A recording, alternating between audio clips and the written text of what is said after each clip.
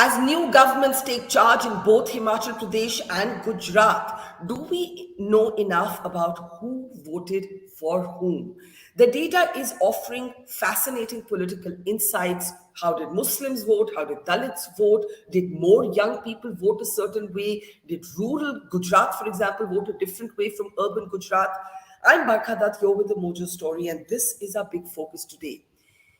Of course, the BJP has made history in Gujarat and the Congress has drawn solace from Himachal Pradesh. The Aam Aadmi Party has declared its arrival as the youngest, newest national party of its kind. But they say numbers don't lie. And on the program today, we have fascinating post poll data. This is the data collected by the Sea Voter polling group that has asked different communities, different age groups, different regions, very, very specific and pointed questions. And these present a very, very interesting set of lessons from elections 2022 for all three parties, the BJP, the Aam Aadmi Party, the Congress, but also for pundits, for political pundits and journalists who have made many an assumption and have been talking in broad strokes. On this program today, we're going to end the broad stroke and get into the granularity of what the numbers actually say. Let's introduce our guests on the program today. We're joined first up by Yashwant Deshmukh, who of course is a leading psephologist with a Sea Voter. And his quote on Rahul Gandhi and the Congress being like a Ferrari with a bad driver has since gone viral. But today, his numbers will speak more than perhaps his opinions will. Also joining us is Ashwani Shahi, senior leader and spokesperson of the BJP. Always good to see you, Ashwani ji. Rasheed Kidwai, the best political journalist in the country, is with us, also a prolific author. Rasheed Saab, always great to see you. And Tehseen, Poonawalla, never stops being optimistic, always declares with great sort of gusto that his party, the Congress, is going to win. And then when it doesn't, still keeps smiling and is smiling even today. The data might actually make him smile some more. It has some very, very interesting insights. And in a moment from now, Huda Zariwala of the Aam Aadmi Party will also be with us. Okay. What I'm going to do is I'm going to actually hand it over to Yashwant because he's gone through some very, very interesting, he and his team, a set of post-poll questions to voters. And, you know, once we start looking at this, we'll have a lot to discuss. So Yashwant, it's over to you for to take us through all of your data. Can we unmute Yashwant, please? Oh, Yeah, there. Just to give a broad perspective to what this exercise is all about, Barkha, you know, we in our tracker, we almost for the last 6 months interviewed more than 1 lakh respondents in Gujarat alone. And after the elections got over in the first and the second phase, we actually contacted all of them back. And we wanted to see if what they were saying during the course of the election, they stuck to that decision. If they changed their decision, what was the reason they changed their decision? Those who decided were saying undecided, did they vote? Those who said that they were decided but they did not go to vote, and then what was the reason? And also the very classical thing, when did they make up their mind, and so on and so forth. A lot of these things. And this is done post-poll, Barkha, because then there is no pressure on neither the respondents nor on us of the time limit that we have to submit this. So it's a complete academic exercise in which the best part of this post-poll survey is, Barkha, that we statistically weigh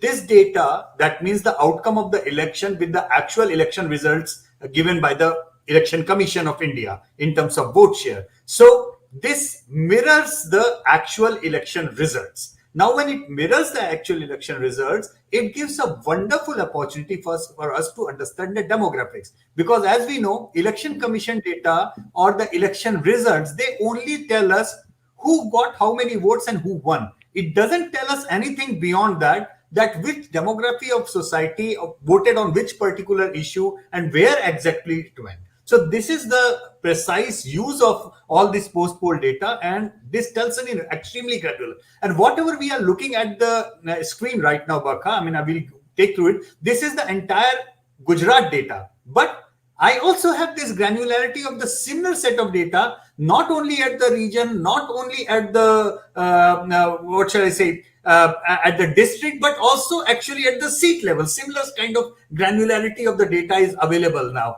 So I will just go through the broad things one by one, because people generally always say, you guys are always so over fascinated with the caste and religion combination. It is not like that, Baka.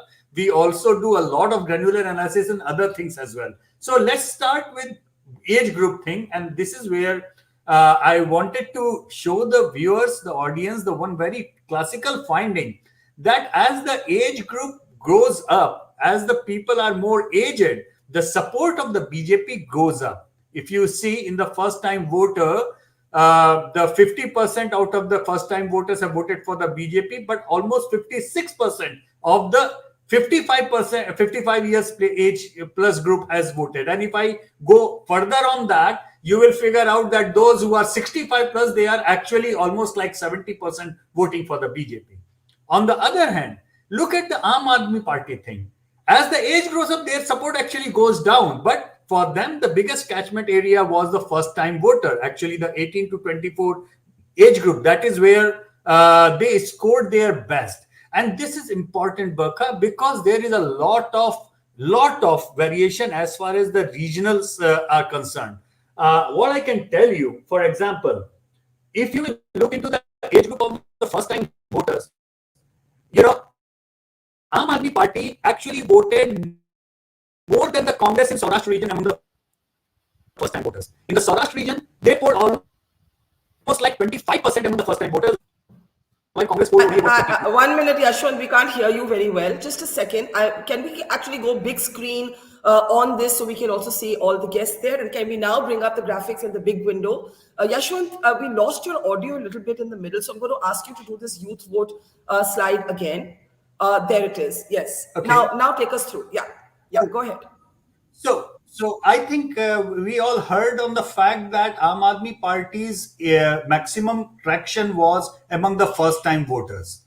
And after that, I am just trying to give you more granular data on the regional variation. For example, in the case of Kutch and Saurashtra region, Aam Aadmi Party has polled almost like 25 out of 100 voters, which is more than what Congress got. 22 out of 100 first-time voters in Kutch and Saurashtra region voted for the Congress. BJP got around 40. So Aam Aadmi Party is 40%, is 25% votes among the first time voters, then followed by almost. Is it just me, or are you all able to hear Yashwant? Are you all able to hear Yashwant? Tehseen, are you able to hear Yashwant? No, right? So what we're going to do is we're actually going to take a break. Let's actually reconnect, because Yashwant, we can't hear you at all. So we're actually going to take a break and actually come back, because we can't hear you. We're losing your audio. I think it's something with your connection. So let's reconnect.